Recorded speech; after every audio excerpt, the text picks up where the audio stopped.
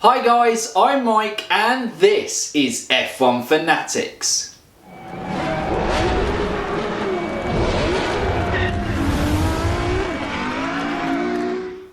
Welcome back to another F1 Weekly news show, and obviously it is a mad busy week within Formula 1 because it is car reveal week.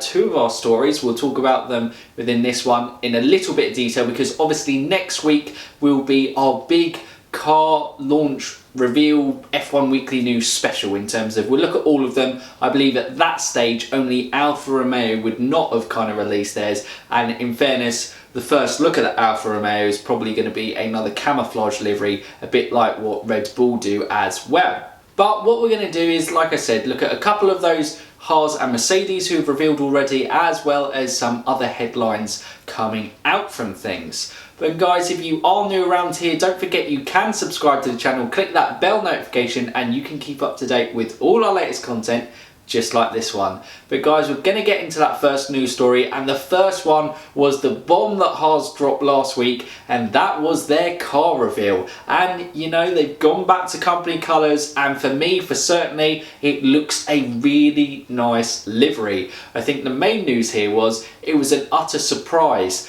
because suddenly we had these renders from the car. We haven't actually seen the car in the flesh yet. I presume that is still on its revealed date, but yes, we had these rendered images of the car, and yeah, it looks a really nice livery actually. I'm really excited to see what it looks like and what it looks like out on track. Sticking with Haas, and one of their drivers is going to be Roman Grosjean, and he has come out this week opening up on the criticism that he receives, and actually you'd expect it from one of the kind of older guys on the grid. He is, you know, pretty mature about it. He was like, you know, not everyone's going to like me. I'd rather be liked and disliked than to kind of have no charisma at all. And that's very much so. He understands, obviously, his faults that he has as a driver. He feels, obviously, a lot of the criticism for crashing last year was unfair, which is completely fair in my opinion. A lot of his mistakes, well, not mistakes, but a lot of his retirements were mechanical based, which, you know, they're out of his control on that front. He was desperately unlucky there. But for Roman Grosjean, I am desperately hoping that he has a good season because I want to see all the guys on the grid do well. Obviously, you know, someone has to finish 20th, someone has to finish at the bottom end. They can't all be champions. It's a sport, someone has to win, but it doesn't stop you wanting each one to do well. And you know, Roman Grosjean, yeah, I wish him the best of luck, and you know, he's taken this criticism on board, and you know, he says he loves F1 and he's really loving being a part of F1. And so I imagine, by the sounds of that, if Grosjean performs well next year, we may well be seeing Roman Grosjean hang around a little bit longer than some people may have thought. Moving on to the other big early drop, and that was Mercedes. Obviously, we were meant to see the first look at the car on the 14th, on Valentine's Day, this Friday, but it will be the Silverstone shakedown on Friday where we'll actually see the car on track. But we actually got to see the car in the flesh, and unsurprisingly it was very silver. But the main thing about this is the new title deal that they've signed with Ineos for 5 years, and obviously they have been kind of with these strips of red. I'm not too sure about Ineos as a company, but I know I think red is obviously a bit of their colour, because obviously wherever the Ineos text is on the car, it stands out. Or, you know, red is a colour that kind of is one of the kind of first colours that your eyes are drawn to, so it may be just kind of really highlighting that sponsor that they've got for Ineos this season. Now we have Toto Wolff, and the main thing Toto Wolff was saying, probably happy for a lot of Mercedes fan, is that he plays down, you know, the Mercedes exit rumours. He very much, you know, is like, Mercedes are going to be hanging around, and we're signing a new 5-year deal with Ineos. It doesn't really kind of scream to you that they're about to imminently leave the sport, because, you know, I imagine there's a lot of connections in that contract. Interesting enough, they are soon to be opening talks up with Lewis Hamilton, and I imagine they are confident of securing that deal as well. And also he spoke about obviously the hope of the Chinese Grand Prix being on, but obviously health has to come first but I think he feels that he's a little bit confident that the Chinese Grand Prix will go ahead. So a little bit of the top up on the story that we did in last week's show.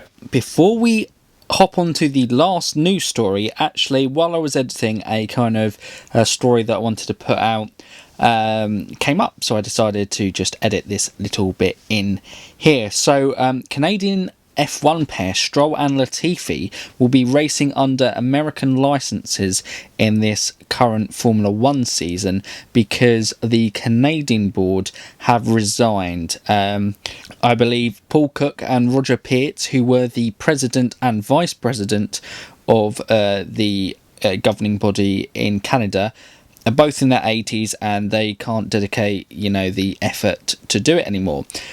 So the FIA allow kind of drivers to go under other governing bodies, and that means that Lance Stroll and Nicholas Latifi will be under the US banner. But obviously, if they are on the podium or any ceremonies like that, they still obviously will fly the Canadian flag because that is their home nations. But yes, that is a quick story just to put in there. And now we move on to the last news story.